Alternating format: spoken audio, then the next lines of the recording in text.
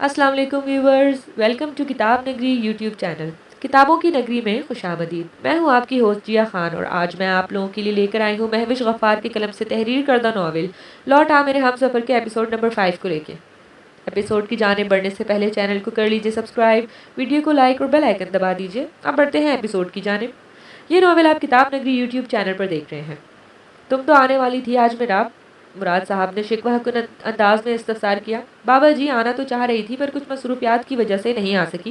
इंशाल्लाह next week आने की कोशिश करूंगी। फीका सा मुस्कुराती हुई वो सफाई से झूठ भूल गई। बाबा वैसे ये हरार भाई कहाँ हैं, दिख नहीं रहे। वीडियो कॉल पर भी इसकी तफ्तीशी नजरें दौड़ रही थी। आजकल इलेक्शन की तैयारियों में लगा हुआ है। वो भी इसके बाबा थे, झूठ बोलने और हर काम में इससे 4 हाथ आगे। अब इसे ये तो बताने से रहे कि हरार शाह अपनी महबूबा की गुमशुदगी की इत्तला के बाद से देवदास बना दिन भर शराब की कई बोतलें खाली कर चुका है। ओके बाबा, मैं फिर बात करती हूँ आपसे। दिल बहलाने खातिर इसने बाबा को कॉल की थी मगर इसे और भी ज़्यादा महराज का ख्याल आ रहा था जो बेखबर बना इसे कॉल तक करने की जहमत नहीं कर रहा था। जी बेटा जी। कॉल काटते हुए मुराद शाह ने भी सुकून का सांस लिया। मैं अच्छे से जानती हूँ महराज, तुम्हारे लिए मैं कुछ मायने नहीं रखती मगर मेरे लिए तुम ही सबसे ज़्यादा मायने रखते हो। महराज की फ़ोटो देखती हुई वो बेखुदी में फोटो पर लब रख गई। बीबी बीबी ने सुबह से कुछ नहीं खाया साईं। मैं अंशाल बीबी को खोल देती हूँ, वो बहुत हसास है, कहीं बीमार ना पड़ जाए। आमना की बात पर लब दबा गया था।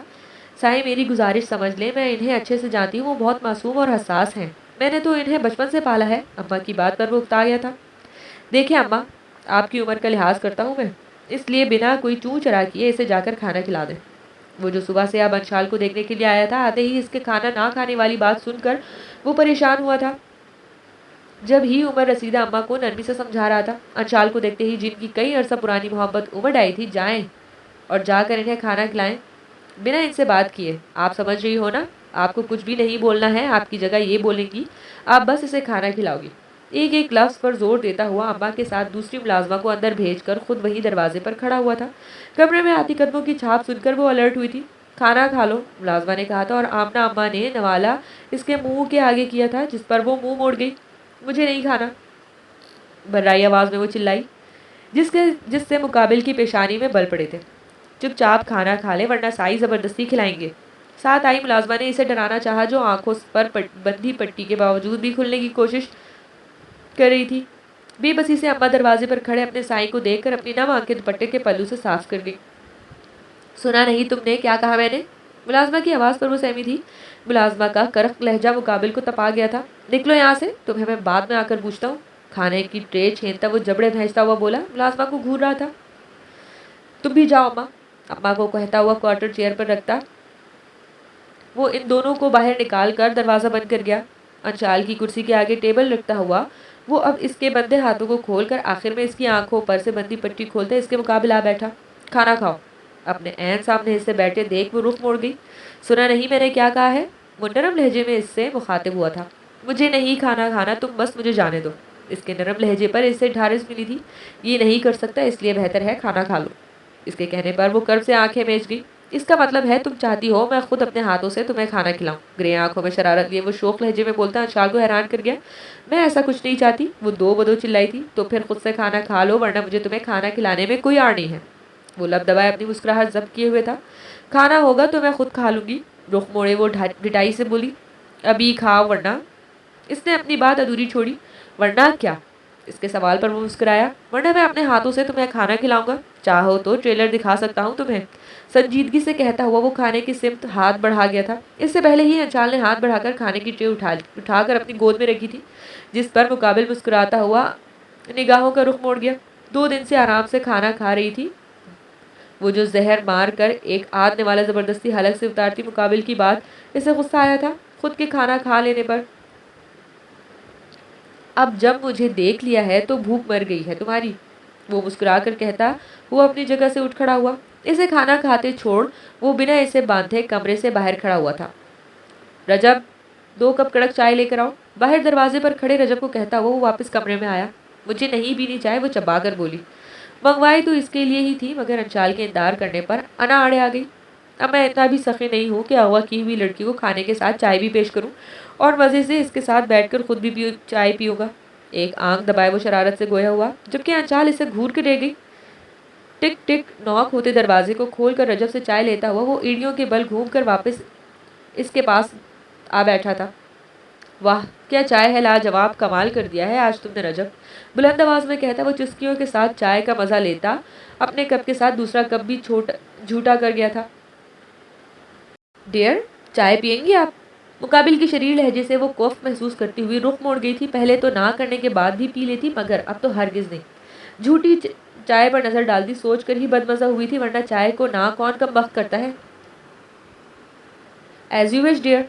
कंधे उचकाता वो बारी बारी दोनों कपों से चाय पीता, अपने बारीक लब दबाए कहकहा जब्त करता हुआ मुस्कुरा रहा था। वैसे तुम्हें यकीन है जो तुमने अभी खाना खाया वो मेरा झूठा नहीं होगा? इसकी बात पर आंखें नम हुई थी कि इसने इसका शक का झूठा खाना खाया। अंशाल को तंग करने की खातिर वो नया शोशा छोड़ता हुआ हंसी दबाए वहां से गया। कहाँ जा रहे हैं आप? इलियास साहब को अपने पास से उठते हुए देख नजमा चौहान ने इस्तफसार किया। एसएसपी साहब के साथ जाए वारदात पर जाना है मुझे। लहजे में सदियों की थकावट लिए वो अपनी नशिस्त से उठे थे कि अपने बजते सेल फोन की जानिब मुतवज्जा हुए। एसएसपी महराज की कॉल आते देख वो फौरन से कॉल अटेंड कर गए। जी एसएसपी साहब, कुछ पता चला मेरी बेटी का? क्या मैं भी चलूँ आपके साथ? बेचैनी से कहते वो नजमा को उम्मीद भरी नजरों खुद को तकते देख वो मजीद बेचैन हुए थे। अरे नहीं इलियास साहब, आप क्या करेंगे जाए वारदात पर जाकर? ख्वामख्वाह दिल बर्दाश्त होंगे आप, इसलिए आप बेफिक्र होकर आराम करें घर पर। वैसे भी अभी कुछ देर बाद मैं और मेरी टीम जाए वारदात पर पहुंच जाएगी। अभी तो फकत पूछगछ के लिए आपको फ़ोन किया है। इलियास साहब को जवाब देता हुआ गाड़ी की फ्रंट सीट पर बैठा था। जी एसएसपी साहब। इलियास साहब कदरे धीमे लहजे में बोले, आपकी बेटी अपनी कौन सी दोस्त के घर जा रही थी? नाम और एड्रेस बता दें मुझे। गाड़ी के बोनट पर बैठा हुआ महराज रेतली ज़मीन पर गाड़ी टायरों के गहरे निशानात को देखता हुआ पूछ रहा था। पर क्यों? इलियास साहब का सवाल इसे बदमजा कर गया। आपको आपकी बेटी चाहिए या नहीं? लफ्ज़ों पर जोर देकर पूछता हुआ वो खुद पर जब्त कर रहा था। मुझे अपनी बेटी पर हर हाल में चाहिए। वो फौरन इसे बोले थे। तो फिर जल्दी से बताएं, ख्वामख्वाह मेरा और अपना टाइम वेस्ट क्यों कर रहे हैं? बशीर को इशारा करता हुआ महराज बोनट से छलांग लगाता हुआ साइड पर खड़ा हुआ था। एमन एमन रूफ सिद्दीकी। बात करते हुए इलियास साहब अपने कमरे से बाहर निकले थे। एड्रेस मैं आपको सेंड करता हूँ। महराज को एड्रेस सेंड करते हुए वो मजीद परेशान हो रहे थे। सर मेरी बेटी मिल जाएगी? न जाने किस आस के तहत तो पूछ बैठे। इंशाल्लाह। इर्द गिर्द नजरें दौड़ाता हुआ महराज कॉल कट कर गया। अमजद, बशीर, खुदा बख्श। बुलंद आवाज में इन सबको खुद की तरफ मुतवज्जा किया। Yes sir. बशीर को पुरसोच अंदाज में देखता हुआ वो मुस्कुरा रहा था। रऊफ सिद्दीकी साहब के घर जाना है हमें। ड्राइविंग सीट संभालता हुआ वो इन सबको इन्फॉर्म कर गया था। बाकी की पूरी टीम महराज के पीछे ही मोबाइल में बैठ गई। आम से गली मोहल्ले में पुलिस मोबाइल की आवाज़ सुनकर आधे से ज़्यादा मोहल्लेदार अपने दरवाज़ों से बाहर निकल आए थे। बाकी बच्ची खवातीन अपने पसंदीदा मशगला अपनाती हुई अपनी अपनी छतों पर चढ़ी थी। पुलिस मोबाइल से निकलते हुए खूबरू एसएसपी को देखकर लड़कियां जो अपनी माओ के पीछे से छुपकर देख रही थी, इसे देखकर दीवारों पर टंग गई थी। रऊफ सिद्दीकी के घर की डोर बेल पर हाथ रखता हुआ महराज सबकी नजरें खुद पर मरकूज देखकर तासुब से गर्दन हिला गया था। रऊफ सिद्दीकी का घर ये ही है सहूलत? पूछता हुआ वो मबहम सा मुस्कुरा रहा था, मुस्कुराहट जो इसकी वकार वजाहत का खासा हिस्सा थी। जी। डोर खोलते ही महराज को उधेड़ उम्र के शख्स ने मुख्तसर से जवाब दिया। आप लोगों को अब मस्जिद दरवाजे पर खड़ा होने की जरूरत नहीं है। बराए मेहरबानी अपने घरों में वापस तशरीफ ले जाएं, वरना साहब आप सब के खिलाफ सख्त कार्रवाई करेंगे। बशीर के आम से अंदाज में दी गई धमकी पर शाकी नजरों से रऊफ साहब को देखते हुए अपने घरों में घुसे थे। अंदर आने की इजाजत है रऊफ साहब? धीमे लहजे में बोलता हुआ रऊफ साहब की पेशा परेशानी से अच्छे से वाकिफ था। जी। रऊफ साहब की जिंदगी में पहली बार पुलिस इनकी चौकट पर आई थी। शुक्रिया। सर को हल्का सा खम करता हुआ वो अंदर दाखिल हुआ था, जबकि पूरी टीम बाहर ही खड़ी हुई थी। बहुत संगदिल हो महराज तुम। व्हाइट कलर के सादा से फ्रॉक पहने, सर पर व्हाइट कलर का दुपट्टा ओढ़े, वो कांधे पर स्याह कलर की सिंधी कढ़ाई वाली चादर लिए कांच की चिड़िया की मानद महराब जो महराज से मिलने की खातिर पुलिस स्टेशन आई थी, मगर यहाँ भी इसे ना पाकर वो मजीद अफसुर्दा हुई थी। शेरदिल। महराज के ऑफिस से बाहर आते हुए वो शेरदिल को आवाज़ लगा गई थी। जी मैडम। एसएसपी सर कब तक वापस आएंगे? इसने महराज के आने की खबर चाही। कुछ खबर नहीं मैडम, शेरदिल जवाब देकर वापस अपनी जगह पर बैठ गया।